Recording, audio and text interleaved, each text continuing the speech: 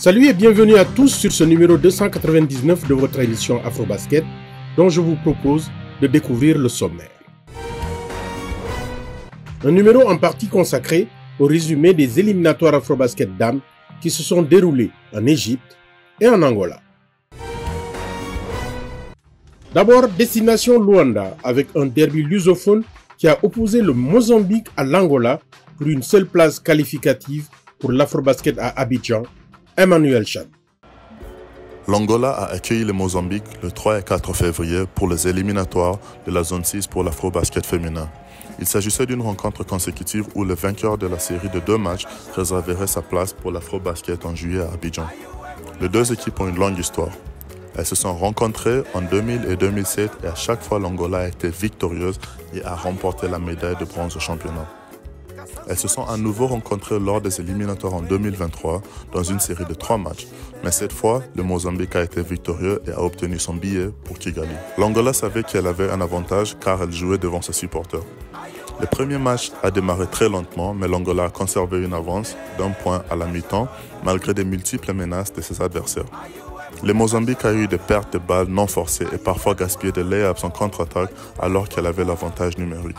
La deuxième mi-temps a été entièrement dominée par le Mozambique, qui a joué une défense étouffante qui a déstabilisé l'Angola. Les Mozambicains ont rapporté le premier match par 6 points sur le score de 50 à 44. Malgré cela, une jeune star est en train de monter, Sarah Caestano de l'Angola. La joueuse de 21 ans qui joue au Portugal pour Quinta dos Lombos a rempli la feuille des statistiques avec 17 points et 12 rebonds.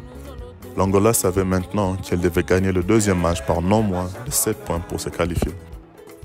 L'Angola, déterminée de se débarrasser du blues du premier match, est entrée en force car elle ne pouvait pas faire d'erreur. Elle s'est nourrie de l'ambiance des supporters à Luanda en prenant une avance de 25 à 12 points à la fin du premier quart-temps. Le Mozambique a répondu au deuxième quart-temps avec une performance de 19 à 7 points pour emmener le match à 1 point. À partir de là, les deux équipes ont commencé à se disputer de points. L'Angola a réussi de se donner une avance de 7 points. Le Mozambique a essayé, mais n'a pas réussi à réduire cet écart et a finalement succombé aux Angolais. L'Angola a pris sa revanche et a commencé à redevenir la puissance qu'elle était. Elle était menée par la vétérane Italie Lucas. La joueuse de 36 ans a marqué 28 points et a pris 8 rebonds pour compléter les 10 points, 13 rebonds et 7 passes décisives de Sarah Caestano. L'Angola sait qu'elle dispose d'un bon noyau de jeunes qui peuvent prendre le relais et ramener cette nation à sa gloire passée. Au Caire, ce sont 5 équipes qui se sont donné rendez-vous. Le Burundi, le Sud-Soudan, le Kenya, l'Ouganda et l'Égypte, pays organisateur. Qui a gagné le ticket qualificatif? Réponse, Mika Slamdunk. Le rideau est tombé sur la fenêtre des éliminatoires de la zone 5 de l'Afrobasket Women 2025 qui s'est déroulée au Caire. 5 équipes étaient en lice pour décrocher 2 billets qualificatifs, voire un éventuel wild card. L'Égypte, pays hôte, a accueilli l'Ouganda, le Soudan du Sud, le Kenya et le Burundi, toutes venues avec des ambitions fortes. L'Égypte, qui était à domicile, a été impériale tout au long du tournoi. L'équipe égyptienne a dominé la compétition, enchaînant 4 victoires en autant de rencontres. Le match le plus disputé a été sa confrontation face à l'Ouganda, où elle s'est imposée sur le fil 65 à 62. Malgré leur maîtrise habituelle, les Égyptiennes ont pu mesurer les progrès de l'Ouganda, qui leur a opposé une belle résistance, portée par son ailière star Paige Robinson. L'équipe ougandaise a bien failli créer la surprise, mais le collectif des Pharaons a eu le dernier mot. Ranim El Jedaoui, 20 points, et Nadine Mohamed, 19 points, ont été les grands artisans de cette victoire. Malgré tout, le bilan est plus que positif pour l'équipe de l'Ouganda, qui a pris sa revanche en finale. Avec un bilan de 3 victoires pour une seule défaite en phase de qualification, l'Ouganda a su tirer parti de son expérience. En finale, l'équipe ougandaise a pris sa revanche en battant l'Égypte 74 à 63, validant ainsi son ticket pour l'Afrobasket Women 2025. Si on parlait du Soudan du Sud, on voit une montée en puissance. L'équipe a encore un écart de niveau à combler. Face aux 2 mastodontes de la zone, elle peut se féliciter d'avoir remporté 2 victoires dans la même compétition. Une première historique pour cette jeune nation du basketball africain. Sa victoire écrasante face au Kenya, 80 à 63 lors du match pour la 3e place témoignent de sa progression. L'objectif est désormais de se positionner comme une équipe capable de surprendre lors de la phase finale. Pour les deux dernières équipes, le Kenya et le Burundi, on va plutôt parler entre reconstruction et promesse. Le Kenya, habitué aux phases finales et encore 9e en 2021, traverse une période de reconstruction. Malgré une campagne difficile, l'équipe espère rebondir dès la prochaine édition. Quant au Burundi, la fédération affiche une réelle volonté de faire progresser l'équipe, mais le travail à accomplir reste conséquent. Découvrons à présent tout ce qui a constitué en bref et en images l'actualité du basketball africain. Le combine de détection de la Basketball Africa League s'est déroulé à Rabat au Maroc du 10 au 12 janvier 2024. En prélude de la 5e édition de la Basketball Africa League, ce combine regroupe 4 joueurs de différentes nationalités, dont 9 Africains, en essai devant les coachs des différents clubs qualifiés. Sous la houlette d'un jury de techniciens expérimentés et chapeauté par le Nigérian Sam Vincent, champion NBA 1986 et ancien sélectionneur du Nigeria.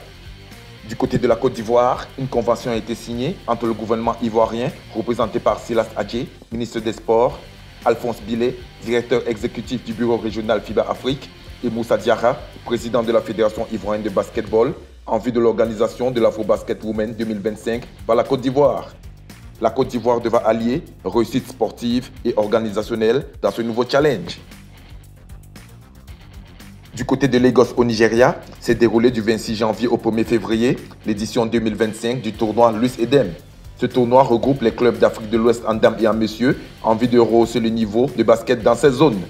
Au finish, les Calabar Angels du Nigeria sont vainqueurs chez les dames, tandis que Aspak du Bénin remporte l'édition chez les messieurs. Pour terminer, faisons un tour au Sénégal où le championnat d'élite se poursuit avec comme point culminant ce week-end l'affiche entre l'ASC Ville de Dakar et la Jeanne d'Arc. Le duo Amadou Wade et Ibrahima Silla de la Jeanne d'Arc ont permis à ce club de s'imposer 51 à 45 dans le duel des leaders et de permettre à la Jeanne d'Arc de prendre le fauteuil de leader dans le groupe A du championnat d'élite sénégalais. Nous connaissons à présent les 12 équipes qualifiées pour l'Afrobasket à Abidjan. Quelles sont-elles? Malik Daou. La 27e édition de l'Afrobasket féminin 2025 se tiendra du 25 juillet au 3 août 2025 à Abidjan en Côte d'Ivoire. 12 équipes participeront à cette compétition continentale majeure. À ce jour, 8 nations ont déjà obtenu leur ticket pour le tournoi. La Côte d'Ivoire. En tant que pays hôte, la Côte d'Ivoire est automatiquement qualifiée. Récemment, un regroupement de joueuses évoluant en France a eu lieu à Paris car les éléphantes veulent sortir le grand jeu à domicile. Le Nigeria. Champion en titre, le Nigeria a remporté les 4 dernières éditions et est considéré comme l'une des équipes les plus dominantes du continent. C'est l'ogre de la compétition et tout laisse à croire que les 10 Tigresses vendront chèrement leur peau. Le Sénégal, vice-champion de l'édition 2023, les Lions du Sénégal sont une puissance traditionnelle du basket féminin africain. Sélection rajeunie et désormais coachée par l'expérimenté américain Otis Ugley qui sait comment gagner cette compétition, les Sénégalaises ont les dents longues. Le Mali, demi-finaliste en 2023, le Mali a régulièrement démontré sa compétitivité sur la scène continentale. Toujours placé, jamais gagnant, le Mali veut vaincre cette fois le signe indien. Le Rwanda, également demi-finaliste en 2023, ce pays continue de progresser et de s'affirmer parmi les meilleures équipes du continent. Le Cameroun, vainqueur des qualifications de la zone 4, les Lions indomptables ont assuré leur place pour le tournoi de 2025. L'Ouganda, quant à lui, s'est brillamment qualifié en remportant le championnat de la zone 5, dominant le ténor égyptien. C'est une formation qui, classée 8e en 2023, pourrait, dans le siège de Jane Assinde et Jenon Otto, faire encore des dégâts. L'Angola a surclassé le Mozambique, qui est une référence du basket féminin en Afrique.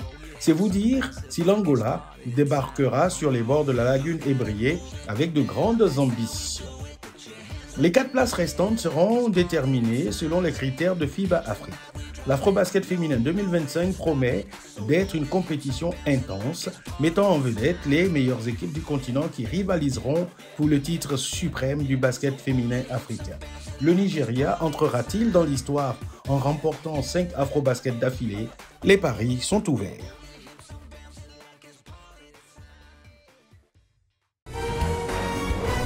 Joueur, puis entraîneur, puis dirigeant, il a sans aucun doute marqué le basketball africain. Je vous en dirai pas plus, je vous laisse deviner.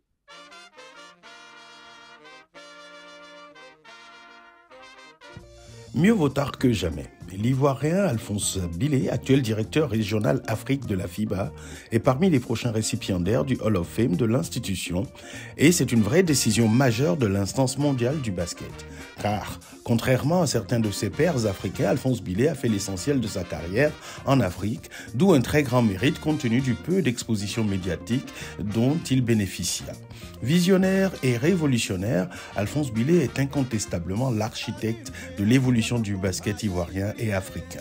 Comme joueur, il a été capitaine des Éléphants de Côte d'Ivoire de 1976 à 1984. Il incarnait l'âme de cette génération dorée qui remporta l'Afrobasket en 1981 à Mogadiscio en Somalie. Une victoire synonyme de qualification historique pour la Coupe du Monde FIBA 1982.